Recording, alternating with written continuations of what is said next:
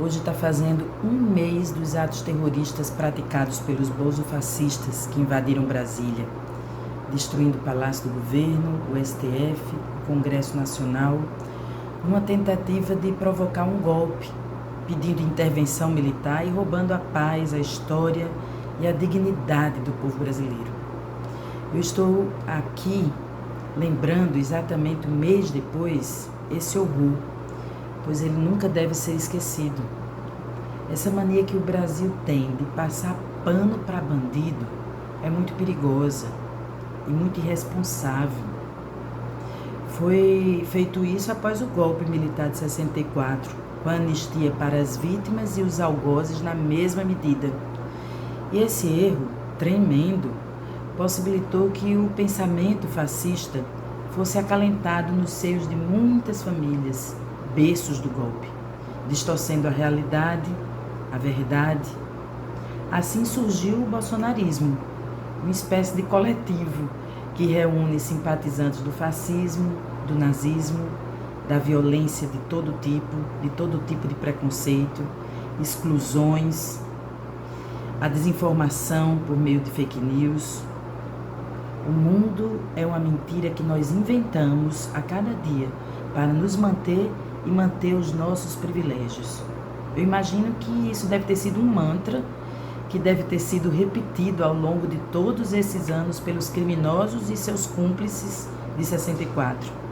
Esse tipo de ideia, acompanhada de conceitos que aboliam a ciência, como a terra plana, das bravatas como cometidas pelo ex-presidente, geraram essa tentativa de atualizar o golpe agora, no dia 8 de janeiro. Essas pessoas envolvidas nesses atos não surgiram do nada, não. Elas surgiram disso daí, da falta de atitude e de ordem para poupar o exército brasileiro e seus generais, talvez. Os acampamentos que esse povo fez em frente ao exército, em várias cidades e na capital brasileira, em Brasília, eram abastecidos de alimento, de todo tipo de conforto. A burguesia não vê o mundo sem isso, não. Não eram símbolos de luta, de resistência, eram demonstração de um poder que se debatia diante do medo e da raiva de perder privilégios. Apesar do mal que causaram à nação e da imagem negativa que viram ser refletida no mundo todo, não tiveram o sucesso que esperavam, não. Gorou. O presidente Lula agiu de forma enérgica e precisa. Essas pessoas foram chamadas de terroristas. E isso gerou até um bocado de debate. São ou não são terroristas pessoas que invadem os espaços públicos? Nem sempre. Às vezes, na luta, invadimos por estarmos lutando por direitos adquiridos e arrancados da gente.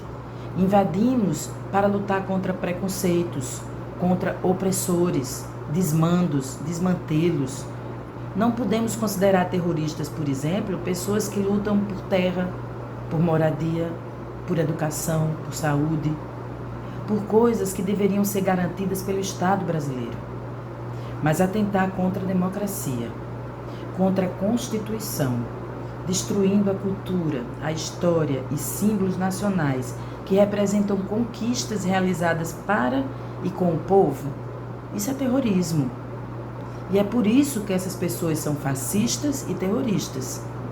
Dar um golpe para derrubar um governo que venceu as eleições no voto, uma eleição limpa, segura, democrática, é crime. Esse dia não pode ser esquecido, para que nunca mais seja repetido.